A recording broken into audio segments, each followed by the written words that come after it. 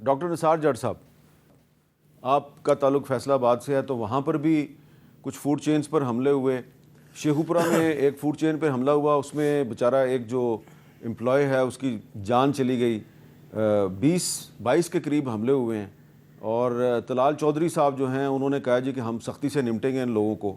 आपका क्या ख्याल है कि इस फ़लस्तीन के मुसलमानों के साथ यकजहती का इजहार अपनी जगह पे, लेकिन इस इशू पे जो लोग वायलेंस कर रहे हैं, फूड चेन्स पे हमले कर रहे हैं, उनको रोकने के लिए जो हुकूमत इक़दामात कर रही है, आप उसको सपोर्ट करते हैं?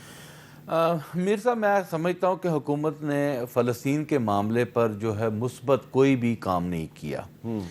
जिस तरह हमें एक मुनासिब जो कौम जो है, हमें फ़लस्तीन के लिए अपनी आवाज़ उठाना थी मासवाए एक करारदाद के, और हमने कुछ भी नहीं किया। हमने कहीं भी किसी भी फोरम पर जो है वो आवाज़ नहीं उठाई। इवन यहाँ पर तकारीर में ये बातें भी सामने आई कि अगर किसी ने प्रोटेस्ट करने के लिए फ़लस्तीन का झंडा भी उठाया तो उसे भी पुलिस पकड़ के ले गई। तो मेरा लेकिन आपकी कौमी असम्बली में एक मुतफ़िका करारदाद भी तो मंजूर हुई। जी, वो मैं बता रहा हूँ ना, वो देखें ना, उसमें फिर अपोजिशन का भी किरदार है, दूसरी जमातों का भी किरदार है, सिर्फ एक नून लीग का किरदार नहीं है ना। सब ने मिलकर एक मुतफ़िका तौर पर यह रेजोल्यूशन लेकर आए। मैं समझता हूँ कि फ़लस्तीन के मामले पर हम सबको बहुत ज़्यादा आवाज़ उठाने की ज़रूरत है, और मैं बिल्कुल ऐसी वायलेंस को कंडेम करता हूँ कि जो इस तरह जाके फूड चैंस को करना।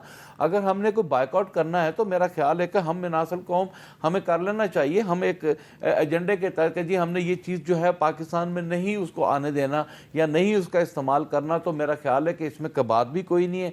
फ़लस्तीनियों के साथ यकजहती का एक बड़ा शानदार जो है ये मुजाहरा होगा अगर हम करने में कामयाब हो जाते हैं।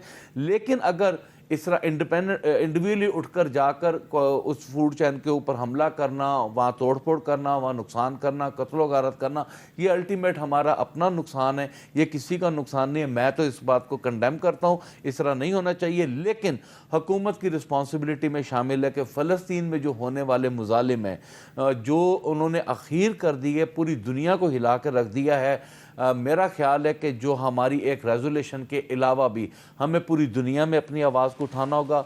हमें ग्रुप्स की सूरत में दुनिया में जाना होगा, पार्लियामेंटेरियंस को जाना होगा, और हमें हर फोरम पे आवाज़ उठाना होगी और फ़लस्तीनियों के साथ इज़हार यकजहती करना होगा।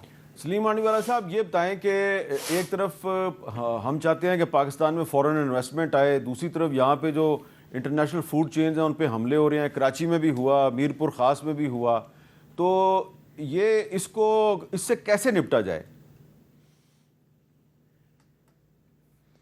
सर देखें, ये भी फिर मैं कहूँगा पहली दफ़ा नहीं हो रहा। तो जब भी अमेरिका से या जब भी इस किस्म की कोई चीज़ होती है तो हम उनकी इंस्टॉलेशंस को अटैक करना शुरू कर देते हैं, नॉट रियलाइजिंग कि वो हमारी इकॉनमी में कंट्रीब्यूट कर रहे हैं, हमारे लोग वहाँ काम कर रहे हैं। और जैसे नासिर साहब ने कहा, अपना अफजाल साहब ने कहा कि भाई ये तो हमारे इंटरेस्ट में ये चेनें काम कर रही हैं और हमारे लोग इसमें एम्प्लॉई हो रहे हैं, हमारे मुल्क में इन्होंने इन्वेस्टमेंट की हुई है। अब फ़ायदा कहाँ जा रहा है, कहाँ नहीं जा रहा, ये तो एक बहुत फार फेच्ड एक कैलकुलेशन है। तो इनको अटैक करने से हमें क्या फ़ायदा? हम अपने लोगों को मार रहे हैं। वो आदमी तो अपनी रोज़ी कमा रहा है इन कंपनीज़ में या इन जगहों में जो खुली हुई हैं। तो मैं समझता हूँ ये बेसिकली ये तरीका ही गलत है, और इस तरीके का आप प्रोटेस्ट करना चाहते हैं, आप बजाय इनको अटैक करने के आप जाएं गाज़ा में लड़ाई लड़ें। आप जाके वहाँ फ़लस्तीनों के साथ यकजहती दिखाएं। तो ये यहाँ अपने मुल्क में लोगों को नुकसान पहुँचाना, अपने लोगों को मारना, मैं तो समझता हूँ ये बिल्कुल इस पे तो बड़ा स्ट्रिक्ट एक्शन होना चाहिए। अच्छा, तारिक फजल चौधरी साहब, आपकी तो हुकूमत की ने तो पॉलिसी का ऐलान किया, यकीनन आप उसको सपोर्ट ही कर रहे हैं, लेकिन आप ये नहीं समझते कि हुकूमत को चाहिए कि ये जो फ़लस्तीन के मुसलमानों के साथ होने वाला जुल्म व सितम है, इस पे जो पाकिस्तानी अवाम का गम व गुस्सा है उसको दुरुस्त तरीके से चैनलाइज़ करने का एक तरीका ये भी है कि जिस तरह कुछ मजहबी जमातों ने मिलकर एक मजलिस इत्तेहाद उम्मत बनाई है, तो हुकूमत भी एक इनिशिएटिव ले और अपोजिशन जमातों के साथ मिलकर आप एक ऐसा पुरअमन मुजाहरा करें जिसमें किसी पॉलिटिकल पार्टी का झंडा ना हो, सिर्फ पाकिस्तान के और फ़लस्तीन के झंडे हों। मीर साहब, गवर्नमेंट ने, प्राइम मिनिस्टर शहबाज शरीफ साहब ने, हमारे आर्मी चीफ ने, मुख्तलिफ ऐसे मकामात हैं जिसके ऊपर उन्होंने खुल के फ़लस्तीन के मुसलमानों के साथ न सिर्फ इज़हार यकजहती किया बल्कि उन तमाम इक़दामात का जिक्र किया कि जो उठाए गए गवर्नमेंट की तरफ से और पूरी उन्हें सपोर्ट मिली जनाब आर्मी की तरफ से। और ये एक नेशनल कॉज़ है और पाकिस्तान का भी नहीं, ये मैं समझता हूँ कि तमाम उम्मत मुसलमा का कॉज़ है कि सारे लोग जो हैं फ़लस्तीन के नियत अवाम के साथ और उनके मासूम बच्चों के साथ खड़े हैं। बाकी ये जिन आप प्रोटेस्ट की बात कर रहे हैं, देखिए हम बेसिकली एक जज्बाती कौम है, चाहे एहतजाज किसी मजहबी इशू के ऊपर हो या किसी सियासी इशू के ऊपर हो या हमने किसी के साथ अपना इज़हार यकजहती करना हो, जैसे कि अभी ये मौजूद ज़ेर बहस है फ़लस्तीन वाला, तो उसमें जो तशद्दुद आ जाता है प्रोटेस्ट के दौरान, जो वायलेंस आ जाता है, वो किसी सूरत भी काबिल कबूल नहीं है, चाहे कॉज कोई भी हो। लेकिन अच्छी बात यह है कि आप निसार जट साहब, सलीम मांडीवाला साहब तीनों वायलेंस की मजम्मत कर रहे हैं और मेरी इंफॉर्मेशन ये है कि JUI और जमात इस्लामी और दीगर जो मजहबी जमातें हैं वो भी अपने कारकुनों से कह रही हैं कि ये तशद्दुद का रास्ता इख्तियार ना करें। ये अच्छी बात है। नहीं होना चाहिए, क्योंकि देखिए जब तशद्दुद का रास्ता खुल जाता है ना, हम सियासत में भी तशद्दुद के ख़िलाफ़ हैं, हम एहतजाज में भी तशद्दुद के ख़िलाफ़ हैं, उसकी वजह यह है कि फिर उसके बाद इसका कोई एंड नहीं है। बिल्कुल ठीक है।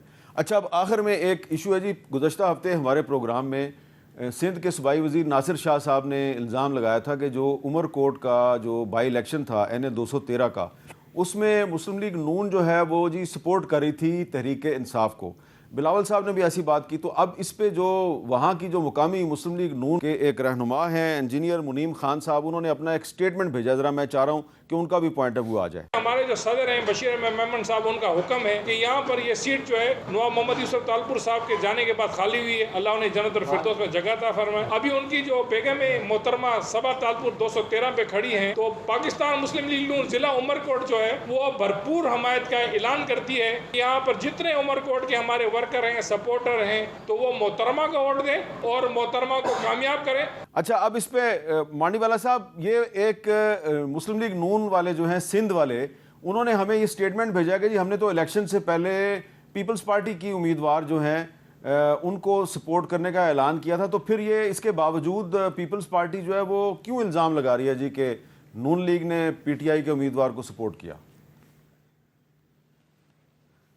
मुझे साहब मैंने भी यही सोशल मीडिया में सुना था और आज आपके शो पे मैं सुन रहा हूँ, बट ऐसी कोई बात नज़र हमें आई नहीं कि ऐसी बात थी या ऐसी कोई सिचुएशन थी कि नून ने भी कोई ऐसा स्टेटमेंट नहीं दिया कि हमने PTI को सपोर्ट किया है। चलें, तारिक फजल चौधरी साहब, आप क्या कहेंगे आप इस पे? मेरा तो ख्याल है सूरत हाल वाज़ेह हो गई है।